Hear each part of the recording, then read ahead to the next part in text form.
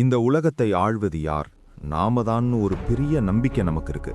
நம்ம கையில இருக்கிற டெக்னாலஜி, ஆயுதங்கள், ராணுவம் இதெல்லாம் வச்சு நாம தான் இங்க ராஜான்னு நினைச்சிட்டு இருக்கோம். ஆனா ஒரு நிமிஷம் யோசிச்சு பாருங்க. நம்மளோட இந்த ஆதிக்கம், இந்த தைரியம் எல்லாமே சில மிருகங்கள் நம்ம கூட இல்லாததால கிடைச்சதுன்னா, ஆயிரக்கணக்கான லட்சக்கணக்கான வருஷங்களுக்கு முன்னாடி இந்த பூமி இப்படி இல்லை. அப்போ இந்த உலகத்தை ஆண்டது நாம இல்ல, ராட்சத பயங்கரமான மிருகங்கள். இதெல்லாம் வெறும் கதைகளோ யாருடைய கற்பனையோ கிடையாது. இந்த பூமியில நிஜமாகவே வாழ்ந்து ஆட்சி செஞ்சு மறைந்து போன உயிரினங்கள். அதுக்கான ஆதாரங்கள் இன்னைக்கும் புதைப்படிவங்களா நமக்கு கிடைச்சுக்கிட்டு இருக்கு. சரி, அப்படி அழிந்து போன ஒரு 9 மிருகங்கள் மட்டும் திடீர்னு இன்னைக்கு நம்ம உலகத்துக்கு திரும்பி வந்தா என்ன ஆகும்? உணவுச் சங்கிலியில நாம தான் டாப்ல இருக்கோங்கிற நிலைமை ஒரே ராத்திரியில தலைகீழா மாறிடும். நாம வேட்டையாடுறவங்க இல்ல, வேட்டையாடப்படுற ஒரு உயிரினமா மாறி போவோம். வாங்க, டைம் மெஷின்ல ஏறி கொஞ்சம் பின்னாடி போய் அந்த பயங்கரமான உலகத்தை ஒரு எட்டு பார்த்துட்டு வருவோம். 9. ராட்சத நிலக்கரடி மெகதீரியம். நம்ம லிஸ்ட்ல 9வது இடத்துல இருக்கிறது ராட்சத நிலக்கரடி. அதோட பேரை கேட்டதும் இது ஒரு சாதாரண சோம்பேறி விலங்குன்னு நினைக்காதீங்க. இன்னைக்கு நாம பார்க்குற கரடியை விட பல மடங்கு பெருசுது. ஒரு ஆப்பிரிக்க யானையோட சைஸ்ல சுமார் 6 மீட்டர் நீளம், அதாவது கிட்டத்தட்ட 20 அடி வரைக்கும் வளரக்கூடியது. எடை மட்டுமே 4 டன். இது ஒரு சைவம் தான் சாப்பிடும். ஆனா அதனால இது சாதுவான மிருகம்னு அர்த்தம் இல்லை. அதோட பலம் கற்பனைக்கு அப்பாற்பட்டது. அதோட கூர்மையான நீளமான நகங்களை வச்சு ஒரு மரத்தையே வேரோடு சாய்க்கிற அளவுக்கு சக்தி அதுக்கு இருந்துச்சு. அது நிமிர்ந்து நின்னா ஒரு யானையை விட உயரமா இருக்கும். தன்னோட பின்னங்கால்களையும் வாலையும் தரையில ஊன்றி ஒரு முக்காலி மாதிரி ஸ்டெடியா நின்னு பெரிய மரங்களோட கிளைகளையே வளைச்சு இலைகளை சாப்பிடும். ஒருவேளை இது இன்னைக்கு இருந்திருந்தா நாம ஜாலியா காட்டுக்குள்ள ட்ரெக்கிங் போறதெல்லாம் தற்கொலைக்கு சமம். ஒரு மரத்து நிழல்ல நீங்க உட்கார்ந்து இருக்கும்போது அந்த மரமே ஒரு ராட்சத கரடியா எந்திரிச்சு நின்னா எப்படி இருக்கும்? அதோட ஒரே ஒரு அடி ஒரு காரையே அப்பள மாதிரி நொறுக்கிடும். அப்படி இருக்கும்போது நம்ம மனித எலும்புகள் என்ன நிலைமையில இருக்கும்னு நீங்களே யோசிச்சு பாருங்க. 8. வால்பல் புலி ஸ்மெலோடான். 8வது இடத்துல புலி இனத்துக்கே ஒரு பயங்கரமான அடையாளத்தை கொடுத்த ஸ்மெலோடான், அதாவது வால்பல் புலி. அதோட வாயிலிருந்து வெளியே நீட்டிக்கிட்டு இருக்கிற 2 கோர பற்களும் சுமார் 28 சென்டிமீட்டர் நீளம் வரைக்கும் வளரக்கூடியது. 1 அடி நீளமுள்ள 2 கத்திய வாயில வச்சிருந்தா எப்படி இருக்குமோ அப்படி இருக்கும். இன்னைக்கு இருக்கிற புலிகளை மாதிரி இது ரொம்ப தூரம் ஓடி இரைய துரத்தாது. இது ஒரு பக்கா ஆம்பிஷ் பிரெடட்டர். புதற்குள்ள மறைஞ்சிருந்து இரை பக்கத்துல வந்ததும் திடீர்னு பாய்ஞ்சு தாக்கும். அதோட உடலமைப்பு, குறிப்பா முன்னங்கால்கள் ரொம்பவே வலிமையானது. அதோட பலமான கால்களால பெரிய காட்டெருமைகளையே கீழே தள்ளிடும். அப்புறம் தன்னோட கூர்மையான வால் பற்களை இரையோட கழுத்துல ஆழமா இறக்கி சில நிமிஷங்கள்ல கதையை முடிச்சிடும். இது மட்டும் இன்னைக்கு இருந்திருந்தா நாம காடுகளுக்குள்ள போறது சுத்தமா நின்னு போயிருக்கும். கிட்டத்தட்ட 400 கிலோ எடையுள்ள இந்த மிருகம் நம்ம மேல பாஞ்சா தப்பிக்கிறதுக்கு ஒரு சான்ஸ் கூட கிடையாது. அதோட ஒரே கடி நம்ம கதையை முடிச்சிடும். 7. மெகலேனியா. 7வது இடத்துல நிலத்துல வாழ்ந்த பல்லி இனங்கள்லயே மிகப்பெரிய ஒண்ணு மெகலேனியா. இது ஆஸ்திரேலியாவில் சுமார் 50,000 வருஷங்களுக்கு முன்னாடி வாழ்ந்தது. இப்ப இருக்கிற கொமோடோ டிராகனோட ஒரு ராட்சத அண்ணன்னு சொல்லலாம். இதோட நீளம் 7 மீட்டர், அதாவது 23 அடி. எடை 600 கிலோவுக்கு மேல. கொமோடோ டிராகன மாதிரியே மெகலேனியாவோட கடியும் விஷத்தன்மை வாய்ந்தது.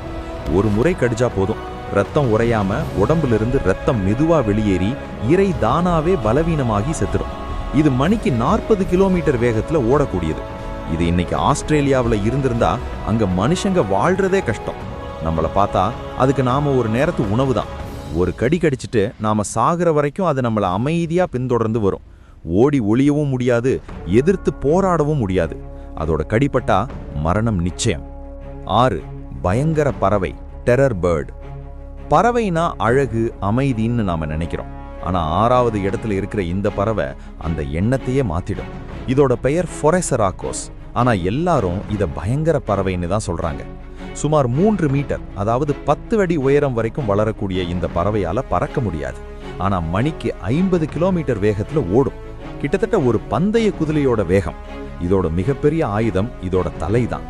பெரிய தலையில கோடாரி மாதிரி ஒரு கூர்மையான அலகு இருக்கும். இரைய துரத்தி பிடிச்சு அந்த அலகால ஒரே குத்துல மண்டைய பிளந்து கொண்டுடும். தென் அமெரிக்காவில் ஒரு காலத்துல இதுதான் டாப் வேட்டைக்காரன். இது மட்டும் இன்னைக்கு இருந்திருந்தா திறந்த வெளிகள்ல நடக்கிறதே ஆபத்து. நம்மளை விட வேகமா ஓடி ஒரு கோடாரி அழகோட ஒரு ராட்சத பறவை நம்மளை துரத்துனா எப்படி இருக்கும்னு கற்பனை பண்ணி பாருங்க. 5. குறுகிய முக கரடி, ஷார்ட் ஃபேஸ்ட் பேர். 5வது இடத்துல கரடி இனத்தோட ஒரு பயங்கரமான வில்லன் குறுகிய முக கரடி. இது வட அமெரிக்காவில் பனியுகத்துல வாழ்ந்தது. நிமிர்ந்து நின்னா இதோட உயரம் 3.5 மீட்டர், அதாவது கிட்டத்தட்ட 12 அடி உயரம். இன்னைக்கு இருக்கிற எந்த கரடியை விட இது உயரமானது. எடை மட்டுமே 900 கிலோ வரைக்கும் இருக்கும். இது வெறும் சைஸ்ல மட்டும் பெருசில்ல, இதோட நீண்ட கால்களை வச்சு விஞ்ஞானிகள் இது மணிக்கு 60 கிலோமீட்டர் வேகத்துல ஒரு குதிரை மாதிரி ஓடி இருக்கும்னு கணிக்கிறாங்க. இதோட மோப்ப சக்தியும் அபாரமானது. பல கிலோமீட்டர் தூரத்தில் இருக்கிற இரையை கூட ஈஸியா கண்டுபிடிச்சிடும். இது பெரும்பாலும் மற்ற மிருகங்கள் வேட்டையாடினதை திருடி சாப்பிடும், அப்படி இல்லைன்னா நேரடியாவே வேட்டையிலையும் இறங்கிடும். ஒரு கிறிஸ்லி கரண்டியை பார்த்தாலே பயப்படுற நாம இதை பார்த்தா என்ன செய்வோம்? இதுகிட்ட இருந்து ஓடியும் தப்ப முடியாது, அதோட ஒரே அடியை தாங்கவும் முடியாது. 4. டைட்டனோபோவா. பாம்புனாலே பாதி பேருக்கு பயம். ஆனா நாம இப்ப பார்க்க போறது பாம்புகளுக்கெல்லாம் அரசன் டைட்டனோபோவா. சுமார் 60 மில்லியன் வருஷங்களுக்கு முன்னாடி கொலம்பியா காடுகள்ல வாழ்ந்த இந்த பாம்பு நம்ம கற்பனைக்கு எட்டாத அளவுக்கு பெருசு. இதோட நீளம் 14 மீட்டர், அதாவது ஒரு சிட்டி பஸ்ஸை விட நீளம். எடை 1 டன், அதாவது 1000 கிலோவுக்கு மேல. இதுக்கு விஷம் கிடையாது, ஆனா விஷம் இதுக்கு தேவையே இல்லை. இன்னைக்கு இருக்கிற அனகொண்டா மாதிரி இது தன்னோட உடம்பால இரைய சுத்தி இறுக்கி கொன்னுடும். முதலைகளையே இது முழுசா விழுங்குனதுக்கு ஆதாரம் இருக்கு. அப்போ ஒரு மனுஷன் இதுக்கு ஒரு சின்ன நொறுக்கு தீனி மாதிரி தான். இது இன்னைக்கு அமேசான் மாதிரியான நதிகள்ல இருந்திருந்தா ஆத்துல படகு சவாரி பண்றது மரணத்தோட கண்ணாமூச்சி விளையாடுறதுக்கு சமம். தண்ணிக்குள்ள இருந்து திடீர்னு வர்ற இந்த ராட்சத மலைப்பாம்பு ஒரு படகை நொறுக்கிறதுக்கோ அதுல இருக்கிறவங்கள அப்படியே விழுங்குறதுக்கோ சில வினாடிகள் போதும். 3. மோசாசோரஸ். இப்ப நாம கடலுக்கு அடியில போக போறோம். அங்க நம்மள வரவேற்க காத்திருக்கிறது கடல்களோட உண்மையான ராஜா மோசாசோரஸ். இது ஒரு டைனோசர் கிடையாது, இது ஒரு ராட்சத கடல் பல்லி. ஜுராசிக் வேர்ல்ட் படத்துல பார்த்ததை விட பல மடங்கு பயங்கரமானது. இதோட நீளம் 18 மீட்டர், அதாவது 60 அடிக்கு மேல இருக்கும். இதோட தாடைகள் ரொம்ப சக்தி வாய்ந்தது. சுறா, கடல் தம்மை, ஏன் தனக்கு முன்னாடி வர்ற மத்த கடல் டைனோசர்களை கூட இது விட்டு வைக்காது. கண்ணுல படுற எதையும் இது சாப்பிடும்.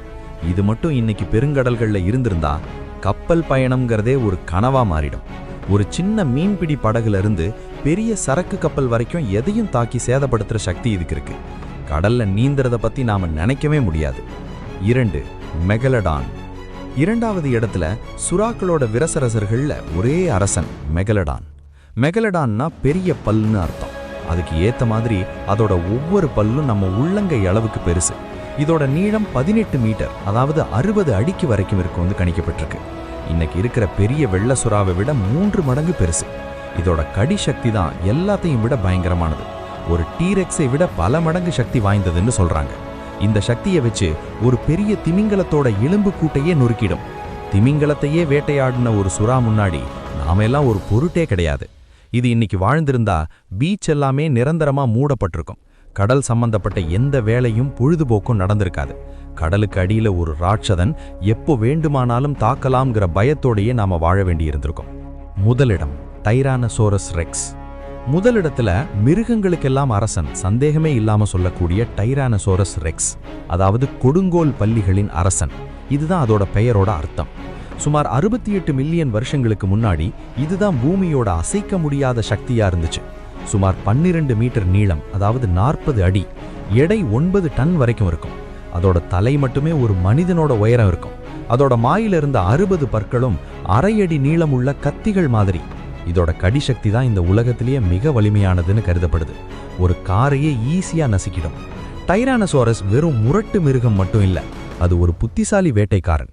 அதோட மோப்ப சக்தி பல கிலோமீட்டர் தூரத்தில் இருக்கிற இரையை காட்டி கொடுத்துரும். சில விஞ்ஞானிகள் இதுக்கு இரவிலும் வேட்டையாடும் திறன் இருந்திருக்கலாம்னு சொல்றாங்க. இது மட்டும் இன்னைக்கு இருந்திருந்தா பதில் ரொம்ப சிம்பிள். மனிதன் இந்த பூமியை ஆண்டிருக்கவே முடியாது. நம்ம நகரங்கள், நாகரீகம் எதுவுமே இருந்திருக்காது.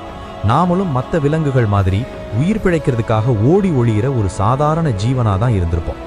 நாம பார்த்த இந்த 9 மிருகங்களும் நிஜமாவே இந்த பூமியில வாழ்ந்தவை.